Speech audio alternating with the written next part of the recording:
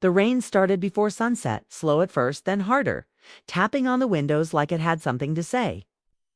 Emily Carter stood at the kitchen sink, watching the gray sky darken over the quiet street. She felt that familiar, tight feeling. In her chest, the one she tried not to think about. Daniel wouldn't be home tonight. Another business trip. Another empty evening. The house was quiet except for the rain and the low hum of the refrigerator. It had been like this more often. Lately, quiet. Too quiet. Emily dried her hands and glanced toward the stairs. Lucas was home.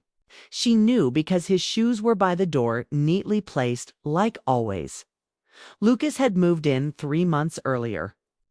He was Daniel's son from his first marriage, freshly out of college, unsure of what came next. Emily had agreed easily when Daniel suggested it. It made sense. Family helped family. That was what people did. At first, it felt normal. Lucas kept to himself, polite and distant, spending hours applying for jobs or going out with friends. Emily treated him kindly but carefully. She didn't want to overstep. She was his stepmother, after all, even if she had come into his life when he was already almost grown. But something shifted as the weeks passed. It started with small things. Lucas fixing a loose cabinet door without being asked. Making coffee in the morning and leaving a cup for Emily before she woke up. Asking how her day was and actually listening to the answer. Daniel, on the other hand, was always tired, always busy. When he was home, his phone seemed more important than any conversation. He kissed Emily on the cheek, asked about dinner, and talked about work. Their words felt practiced, like lines repeated too many times. That evening, the rain knocked the power out just as Emily finished washing the dishes. The lights flickered, then went dark. The house fell into a deep silence. Emily sighed and reached for her phone, but there was no signal. She found a flashlight in the drawer and headed to the living room. Lucas was already there, standing by the window, looking out at the rain. "Looks bad out there," he said. "Yeah," Emily replied. "Power company will probably take a while." They sat on opposite ends of the couch, the flashlight resting. On the coffee table, the room felt smaller without the lights. Closer, for a while they said nothing. The rain filled the silence. Emily felt awkward, unsure of what to do with her hands, her thoughts drifting where she didn't want them to go. Lucas broke the quiet. Dad texted. He said he'll be back late tomorrow. Emily nodded. Okay. Another pause. "You doing all right?" Lucas asked. The question caught her off guard. People didn't ask her that anymore. "Not really. I'm fine," she said automatically. Then she hesitated. "Just tired, I guess." Lucas nodded, like he understood more. Then she had said. He leaned back, staring at the ceiling. "I know that feeling." Emily glanced at him. "You miss your old place?" "Sometimes," he said. "But mostly I just feel stuck. Like everyone else knows where they're going." Emily smiled softly. "Trust me, that feeling doesn't go away just because you get older." Lucas looked at her then, really looked at her, and smiled back. Not a big smile, just a quiet one. The rain grew louder. Thunder rolled in the distance. Emily felt a strange warmth settle between them. Not excitement, not fear. Something unfamiliar. Comfort, maybe, or understanding. They talked about simple things after that. Music, movies. Lucas told her about his plans that hadn't worked out, about jobs he didn't get, about feeling like he had let his father down. Emily listened, her heart tightening at how much he carried alone. She found herself sharing things she hadn't meant to. How lonely the house felt. How marriage could change without you noticing. How sometimes she wondered when she and Daniel stopped being a team. Lucas didn't interrupt. He didn't judge. He just listened. At one point, he laughed at something she said, and the sound surprised her. It felt good, too good. Emily noticed the way his expression softened when she spoke. She noticed how calm he was, how grounded. He wasn't a boy anymore. That thought made her uncomfortable, and she pushed it away. The power came back on suddenly, the lights flickering to life. The moment broke. The room looked normal again. Too bright. Lucas stood up quickly. Should probably head upstairs. Yeah, Emily said, standing as well. Good idea.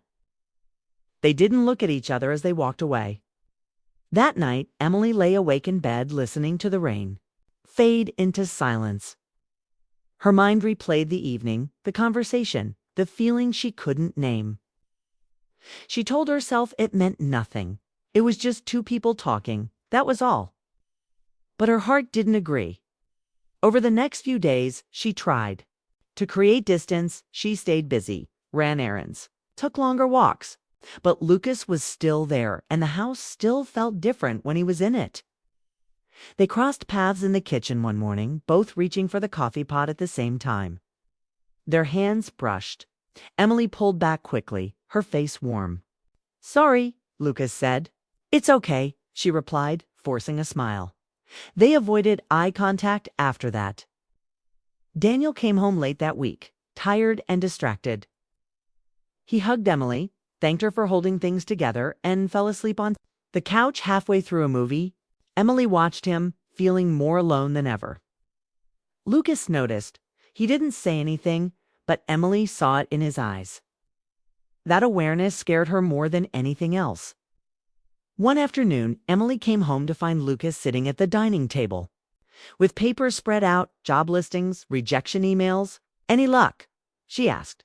He shook his head. Not yet. She wanted to say something encouraging, but the words felt empty. Instead, she made tea and sat across from him. Find something, she said quietly. You're smart, you care. That matters? Lucas looked at her, his jaw tight. Does it? Yes, she said without hesitation. For a moment, neither of them moved. The air felt heavy again. Emily stood up suddenly. I should start dinner. Lucas nodded. Yeah. That night, Emily realized she was lying to herself. Something was happening, not in actions, but in feelings. And feelings could be just as dangerous. She told herself she would fix it. She would be more distant, more careful. But emotions don't listen to rules. The next evening, another storm rolled in. Not as strong, but enough to darken the sky early. Daniel called to say he'd be late again. Emily stood by the window, watching the clouds, knowing she should go to her room, knowing she shouldn't sit in the living room again. But she did. Lucas joined her a few minutes later. He hesitated before sitting down, like he was testing himself. I've been thinking, he said. Emily's heart skipped. About what? About moving out, he said. Maybe it's better. Her chest tightened. Why? He didn't answer right away. Stared at the floor. 'Cause sometimes staying feels harder than leaving. Emily understood that more than she wanted to. They sat in silence, the unspoken truth between them.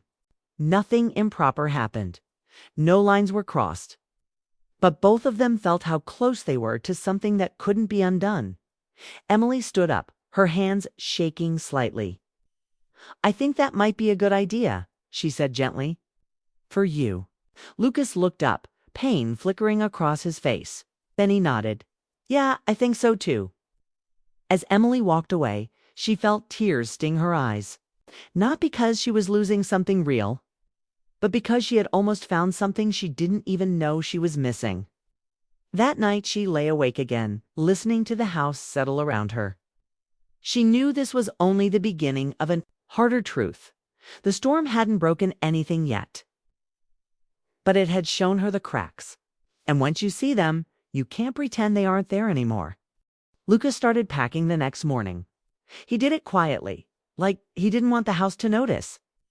Emily heard drawers open and close upstairs while she stood in the kitchen, staring at nothing. Every sound felt heavier than it should have. She told herself this was the right choice. Space would fix things. Distance would cool feelings that never should have formed. Still, her chest ached in a way she couldn't explain. Lucas came down with a small box in his hands. I'll stay with a friend for now, he said. His voice was calm, but his eyes weren't. Emily nodded. That's good. It'll give you time to think. He hesitated. I didn't mean to make things uncomfortable. You didn't, she said quickly. Too quickly. Life just gets complicated sometimes. He looked at her for a long moment as if he wanted to say more. Then he didn't. He picked up his jacket and left. The door closed softly behind him. The house felt empty in a way it never had before. Days passed. Daniel came home, tired and distracted as always. He noticed Lucas was gone, but didn't ask many questions. Emily said Lucas needed space to focus on work. Daniel nodded, already thinking about something else. Emily watched her husband closely after that. She noticed how little he asked about her day, how often he checked his phone, how conversations ended before they began. She wondered how long things had been this way and how she had convinced herself it was normal. At night, she thought about Lucas. Not in images, not in moments, but in feelings. The way he listened, the way he saw her, scared her how much. It meant she tried to push it down. She focused on routines, cleaning, cooking, work. But the quiet always caught up with her. Lucas texted once. Just a short message, hope you're okay.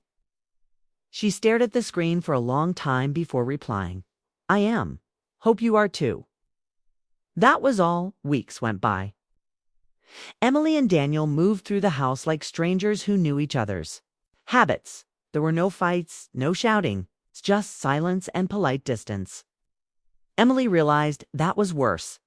One evening, Daniel told her he'd been offered a promotion, more travel, longer hours. That's good, Emily said, forcing a smile.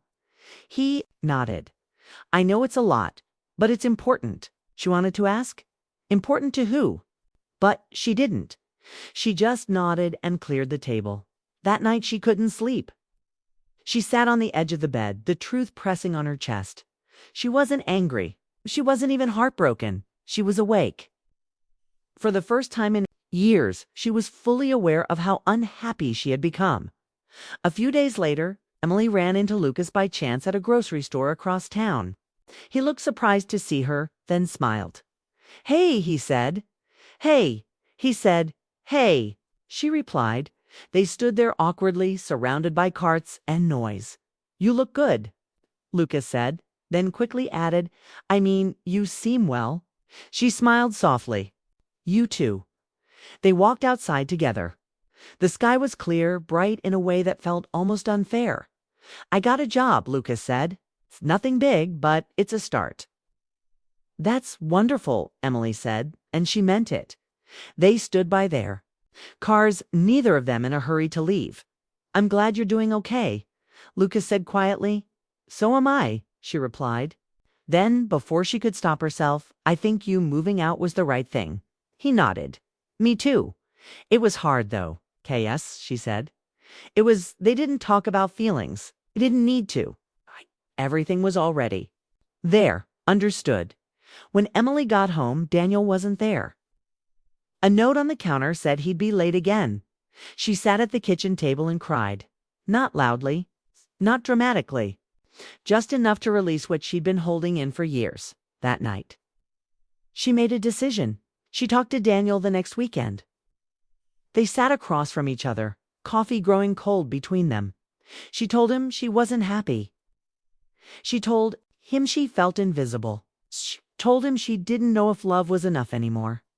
Daniel looked shocked, then defensive, then tired. I didn't know you felt this way, he said.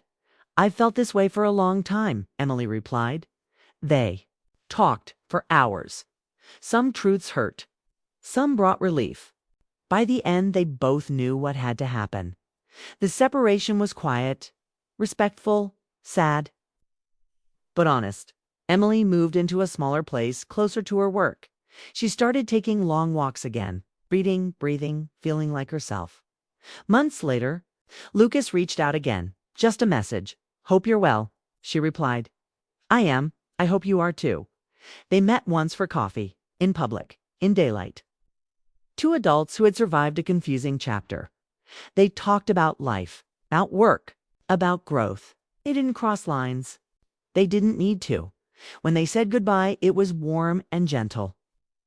Without regret, Emily walked away. She understood something important. That night during the storm hadn't been about romance or betrayal. It had been a mirror.